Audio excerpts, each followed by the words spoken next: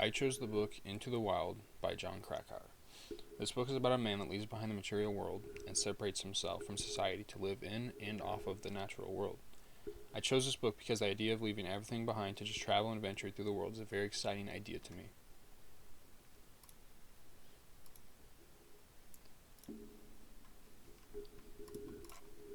Into the Wild by Jon Krakauer is about a young man that has just graduated from college who wants to leave the materialistic world behind and just explore nature. This young man's name is Christopher McCandless, and he comes from a well-off family that lives in a good neighborhood. From an outside perspective, Christopher was living the good life, but he realized that he was not. Growing up, Christopher's parents fought a lot, and a divorce was proposed multiple times. Christopher and his sister had to witness their father lay his hands on their mother, and this was traumatizing for them. Christopher excelled as a student and graduated from university with honors, but as soon as he graduated, he made plans to leave. Christopher left his old self behind. He changed his name to Alexander Supertramp. He took his beat-up yellow car and headed west with the little money he had. While sleeping in his car, a flash flood stormed the area and waterlogged his car. He decided he would continue his journey hitchhiking and on foot. While hitchhiking, he would go on to meet some incredible people on this journey. One such person was Wayne Westerberg. Wayne hired Chris and brought him under his wing for a short time before Chris moved on with his journey. Chris never stayed in one spot for too long. He had decided that his final destination would be Alaska, so he made it his goal to get there. Chris's travels took him all over the West. He canoed down the Colorado River from Arizona all the way to New Mexico, where he then had to cross back over the border. Chris eventually made his way back to South Dakota, where he worked on Wayne's farm for a while. During this time, there he learned hunting and survival techniques that he would need for his time in Alaska. Chris then hitchhiked his way up to Alaska, where he was let off at the Stampede Trail with only basic survival gear, a rifle and a 10-pound bag of rice. He hiked this trail and crossed the river along the way. While on the trail, he discovered a broken-down bus. Chris made this bus his home for a few weeks, where he proved that he could survive in the wilderness. But Chris soon realized that he wanted to go home. Chris packed his things and made his way back to the river, but he discovered the water level had risen, and it was impassable. Chris was stranded with little food. He soon began to eat roots and berries that he could scavenge, but he found out these were poisonous. The seeds of some of these plants caused him to starve and also weakened his body. Chris knew that he was going to die. He wrote his goodbyes in his journal and curled up in his sleeping bag, where he soon died in his sleep. 2 weeks after his death, he was found by some hunters, but it was too late. Christopher McCandless lived his life to the fullest and proved that he could venture into the wild. Some of my favorite parts of the book was when he braved the rapids in the Grand Canyon. The water was terrible, and he had no experience with canoes.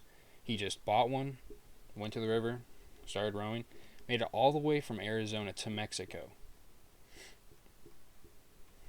My second favorite part was when Ron Franz, which was it was an old man that he met in his journey. He taught Chris how to engrave. He was a leather engraver. He taught Chris how to engrave leather, and so Chris went on to document all of his journey on his leather belt that he has. But Chris also taught Ron how to live, because Ron just lived his life. He had no family. His whole world revolved around his leather making business. But Chris took him out and showed him the world. He taught Ron that he needed to live life to the fullest. He took him and showed him different places throughout his hometown and in the wilderness. He took him out and just showed him what it was like to live. My third favorite part was whenever Chris killed the moose. It just showed that he could conquer the wilderness. He was so excited. He wrote in his journal entry in like all caps. He was so excited to finally kill the moose, because that was his big goal, was to just conquer nature, and it showed that he could. The main topic of this book is the allure that nature has over people.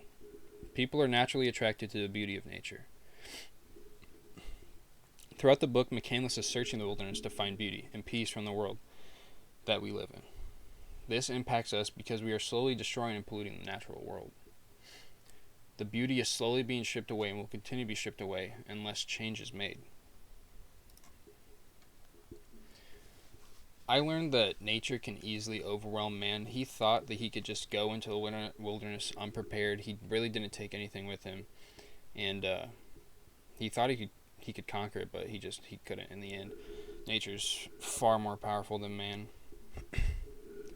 But I also learned that you should not isolate yourself. Chris, he felt that he had no one in the world left to help him, so he just isolated himself. He left the world behind, went out into nature, and realized that he couldn't survive on his own. If he would have just asked for help, had someone come with him, he probably would have survived, but he isolated himself. The book also taught me, however, that materialistic things should not always be the focus in life. Chris has a very inspirational story, just leaving everything behind to just do what he enjoys. He just left behind the money. He burned all of his money that he had. He had like $24,000 in his college fund, and he donated all of that to charity. And then with his like remaining pocket change, he burned it. Whenever he lost his car, he lit it on fire and left to hitchhike.